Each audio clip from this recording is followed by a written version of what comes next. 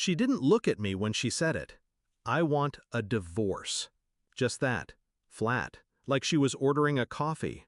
Then she added, I refuse to be tied to a lazy, worthless man for the rest of my life. I stared at her. Not angry, not shocked, just still. She didn't know what I'd built behind closed doors, what I'd been stacking in silence year after year while she rolled her eyes at my failed dreams. I let her think I'd failed, that I was safe to insult.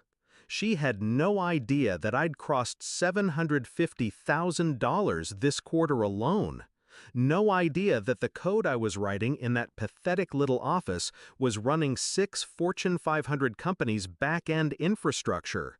No idea I'd become someone she could never touch, until she married my best friend and choked on her own arrogance.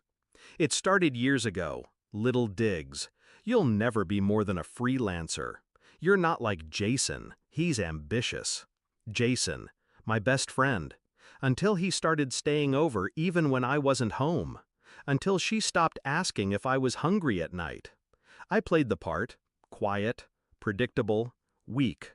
Let her script my role in her self-righteous little drama. But I watched. I recorded. Every missed call when I was working late. Every whisper behind the door that clicked shut when I entered the room. When she left, she didn't ask for alimony, didn't even take the car. She thought she was upgrading, thought she was trading me in for a man with potential. The joke wrote itself. I started laying the foundation the moment the papers were signed. Moved my operations to a holding company. Rerouted income through layers of legal fog. Paid myself a modest salary. Left the rest in silence. She didn't ask about assets. Didn't know about the crypto wallet.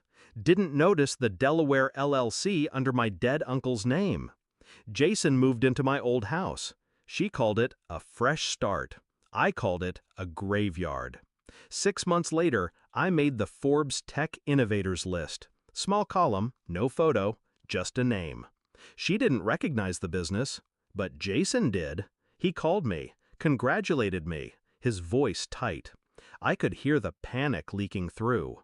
He'd married into poverty, and I'd buried the truth just deep enough to watch them both dig. She showed up at my office. Tight dress, new ring, old tricks.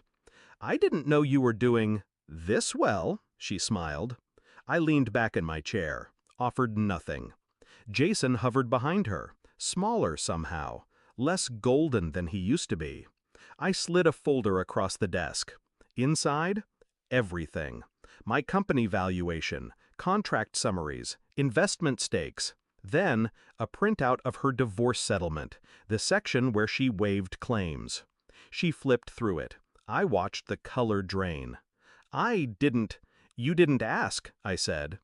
Jason didn't speak. His hands curled into fists. Not for me, for her. It was already happening. The blame, the regret, the beginning of their unraveling. I stood, adjusted my jacket. Thanks for setting me free, I said. I invited them to a gala. Didn't say it was mine. They arrived dressed to be noticed. She smiled when she saw me. Jason looked uncertain. Until the host took the mic and thanked Mr. Walker for single-handedly funding the event. All eyes turned to me. I watched her freeze, watched Jason step back from her slightly, like guilt was contagious. Then I approached, calm, measured. I hope you're enjoying the evening, I said. She opened her mouth. I turned to Jason. She ever tell you how she called me worthless? His jaw clenched. I believed her, I added, for a while. That was my mistake. I walked away. Didn't need to stay for the implosion. They divorced within the year. He filed. I read the paperwork when a mutual friend leaked it to me. Emotional abuse, manipulation, infidelity. It read like déjà vu. But it wasn't my story anymore. I bought the house they used to live in, leased it out, tripled the rent. Sometimes I drive by, just to remember what silence cost me. But mostly, I forget her. She doesn't live in my mind anymore. just in my rearview mirror, small and shrinking.